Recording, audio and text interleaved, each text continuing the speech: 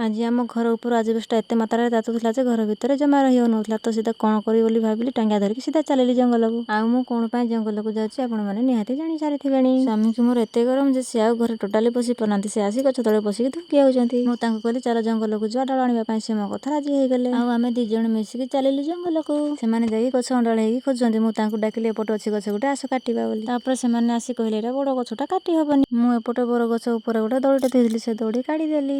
ଆଉ ମୋ ସ୍ୱାମୀ ଯୋଉ ବାଟ ଦେଇ ଯାଉଥିଲେ ମୁଁ ତାଙ୍କ ପଛେ ପଛେ ସେ ବାଟ ଦେଇ ଚାଲିଲି। ମୋ ସ୍ୱାମୀ ଏପଟେ ଆଗରୁ ହିଁ ଗଛ ଗୋଟେ ଦେଖିଥିଲେ, ମତେ ଜମାରୁ କହୁନଥିଲେ। ଆଉ ସେମାନେ ଯାଇକି ଏପଟେ ଚୁପକିନା ଯାଇକି ଗଛଟା କାଟି ସାରିଥିଲେଣି। ତାପରେ ସ୍ୱାମୀ କହିଲେ କାଟିଥିବା ଡାଳଗୁଡ଼ା ନେଇକି ସାଇଜରେ ବାନ୍ଧିବାକୁ ସୁବିଧା ହବ ବୋଲି। ଯେମିତି ବନ୍ଧାବନ୍ଧି ସାଇଜି ସାଙ୍ଗମାନେ ମୋ ସ୍ୱାମୀ ଆଉ ରଖିଦେଲେନି, ସିଧା ଉଭେଇକି ଚାଲ କହିଲେ ଘରକୁ ବୋଲି। ତ ମୁଁ ବି ଘରକୁ ପଳେଇ ଆସିଲି। ଆଉ ମୁଁ ଏପଟେ ଘରକୁ ପହଞ୍ଚିଲା ବେଳକୁ ମୋ ସ୍ୱାମୀ ପକେଇ ଦେଇକି ପିଣ୍ଡାରେ ବସି ସାରିଥିଲେଣି।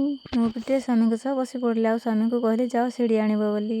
ଆଉ ସେମାନେ ମୋ କଥା ମାନି ସିଡ଼ି ଧରିକି ପଳେଇ ଆସିଲେ। ଆଉ ଆମେ ଯେତିକି ଜାମୁଡାଳ ଆଣିଥିଲୁ ସବୁ ଆମର ଏପଟେ ଗୋଟେ ଗୋଟେ କରି ଘର ଉପରକୁ ଫୋପାଡ଼ିଲେ। ତାପରେ ଘର ଉପରକୁ ଚଢ଼ି ଡାଳଗୁଡ଼ା ସବୁ ସାଇଜରେ ଭିଞ୍ଚି ଦେଲେ। ତାପରେ ଯେତିକି ଡାଳଗୁଡ଼ା ତଳେ ବଳକା ହେଇଥିଲା ସେଗୁଡ଼ା ମୁଁ ଗୋଟେ ଗୋଟେ କରି ଉପରକୁ ବଢ଼େଇ ଦେଲି। ଏପଟେ ଯେମିତି ବଢ଼େଇ ସାରିଛି ମୋର ଜମା ଆଉ ମନେ ରହିଲାନି। ମୁଁ ଯାଇକି ଟିକେ ଉପରେ ଦେଖିଦେଲି। ମୁଁ ଏତିକିରେ ଭିଡ଼ିଓଟି ଶେଷ କରୁଛି ସାଙ୍ଗମାନେ। ରହିଲି, ଟାଟା, ଜୟ ଜଗନ୍ନାଥ।